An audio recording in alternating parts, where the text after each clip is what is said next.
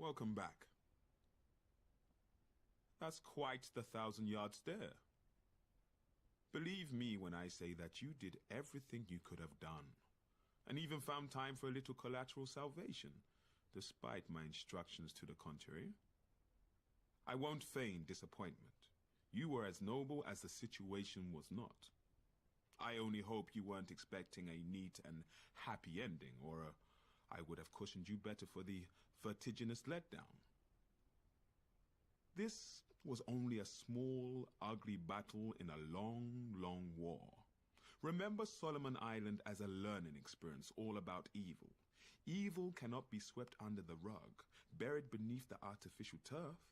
It must be dealt with quickly and absolutely. That's our cue. Without conviction, we are nothing. You saw that pretender Beaumont hold a weapon that once united kingdoms and banished stellar gods, and a lot of good it did him. What a difference conviction makes. The sword was Excalibur. It belongs in an occult museum, not with some roadside diner Lolita who fancies herself a black magician, but we will find her. Let's face it, it's not the first witch hunt we've ever launched. We must. If such a thing were to make it to the open market, it's the end of the secret world. That reminds me, Detective Inspector Shelley will be needing our assistance. Don't keep her waiting too long. It might wear on her sunny disposition.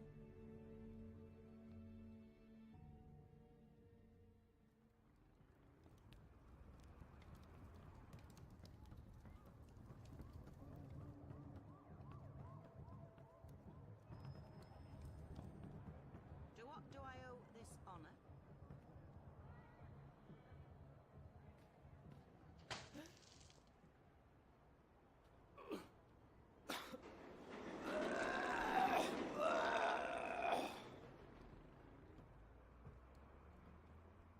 Mint?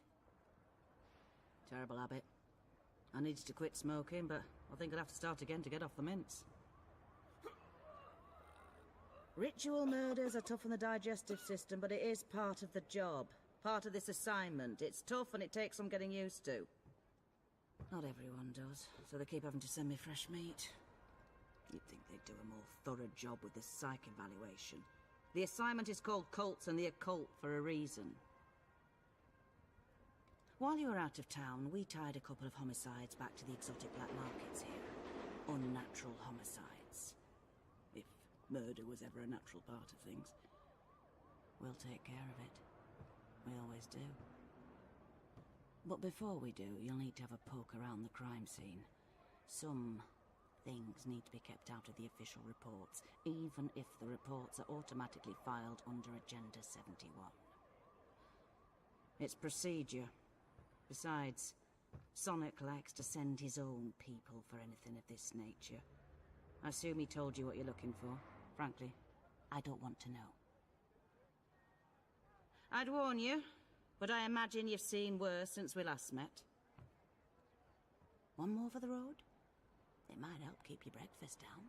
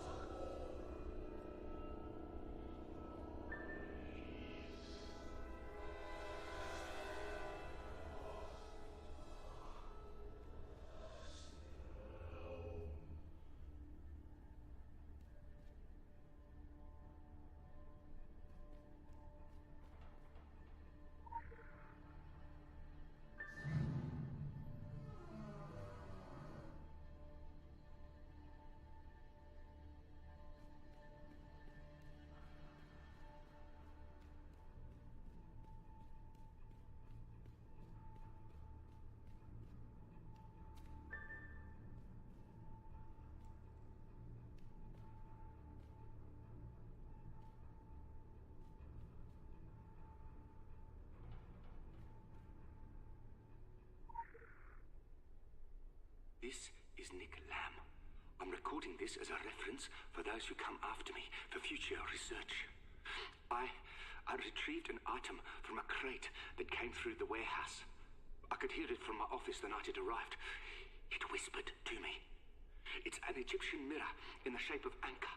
Very old, can't place it. Ebony frame, polished metal surface but not copper. Inscribed with the symbol of the sun god, Aten.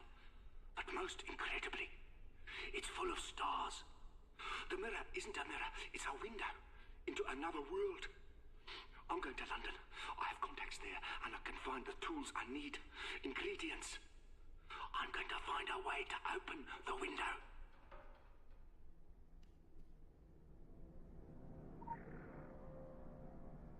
The stars are talking to me. I don't sleep anymore. When I slip into dreaming, I hear them. They whisper. They tell me to do things. The mirror is hungry for blood, for flesh. Oh, God, help me. I can't stop myself. I want to do everything it's asking me to do.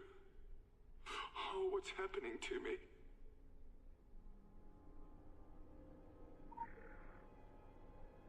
Oh, Jesus fucking Christ. What have I done? What have I done? I've killed. I've hit the mirror. It was insatiable. It wanted more. And then the window opened and the darkness came through. And now this thing inside me, it's multiplying. Like worms squirming in my soul. If the darkness breaks free, it will... I have to trap it inside me. I have to bind it in a prison of flesh. The thing inside me and the mirror that unleashed it. There's a spell. I find a book. I need to sacrifice myself to trap it. It has to be contained, even if it means... Oh my God. May God have mercy on my dark soul.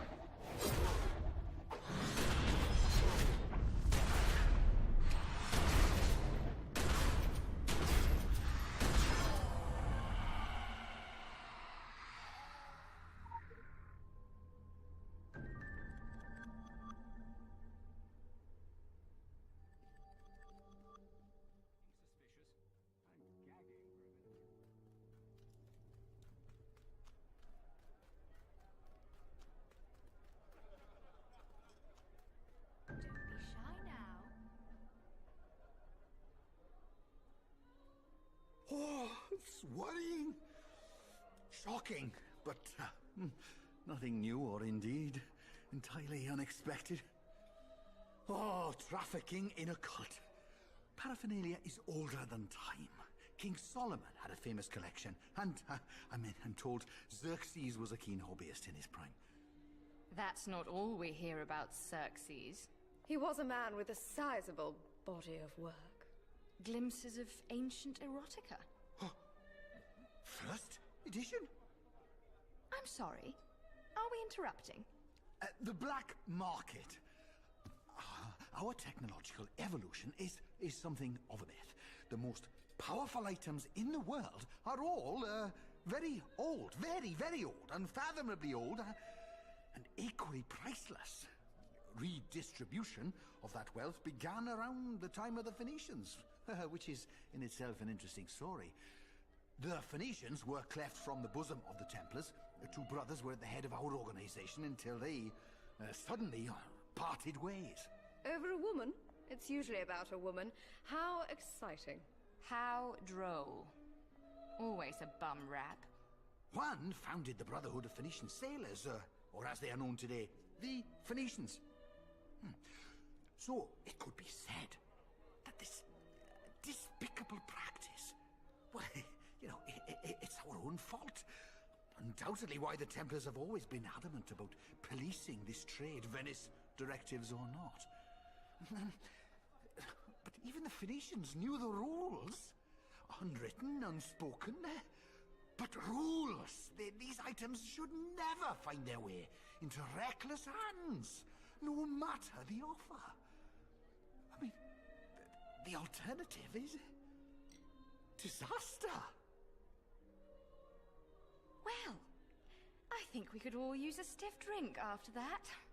Oh, splendid.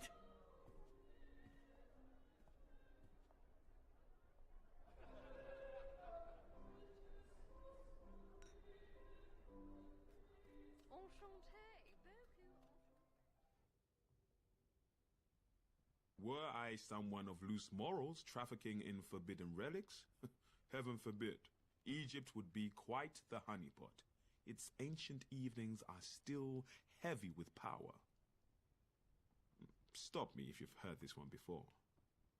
I met a traveler from an antique land who said, "Two vast and trunkless legs of stone stand in the desert. Near them on the sand, half sunk, a shattered visage lies, whose frown and wrinkled lip and sneer of cold command tell that it sculptor well those passions red." No, really, stop me. I'm grandstanding. 2 weeks ago, we received the poem Ozymandias on the back of an unsigned postcard from Cairo. It is, and always has been, a warning concerning gods and god-kings thought left to the shadow of history or to romantic poetry. In an entirely unsurprising coincidence, we have been petitioned by the Council of Venice to respond to a matter in Upper Egypt. A great evil is rising in the sands. That's actually what was written. A great evil. Clearly, this requires our particular touch. The Council are ineffectual, but they take their peacekeeping responsibilities seriously, deathly seriously. The other societies will eventually be forced to respond. We should lead by example. This is one of the places civilization began. Let's see to it that civilization doesn't end there.